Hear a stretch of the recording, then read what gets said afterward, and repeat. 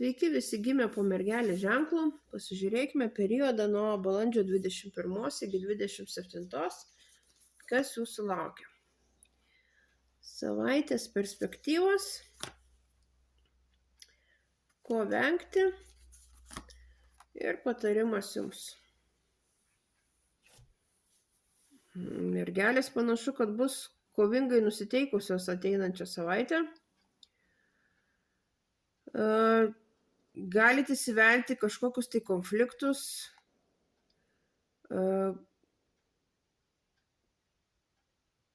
šiaip velkitės į juos, nebijokit, tiek, kad jeigu norėsit pasiekti kažkokią tai savo teisybę, tai tiesiog panašu, kad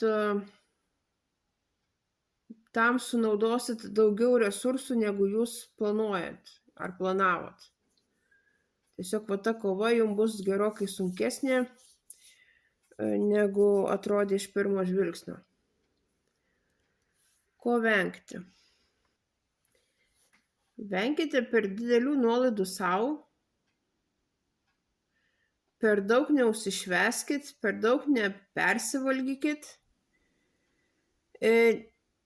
nepulkit į draugystę su neaiškiais asmenimis, tiesiog neprisileiskit prie savęs kažkokių tai naujų ir galbūt nelabai tokių rimtų žmonių.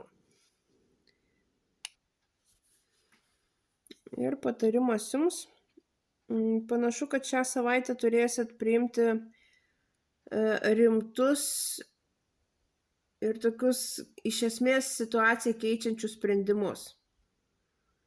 Galbūt reiks kažko atsisakyti, kažką nutraukti, iš kažkur išeiti, nes apie tai panašiai kalba ir pirma korta. Tiesiog gali būti skaudu, gali būti sunku, bet turėsit priimti šituos sprendimus ir veikti.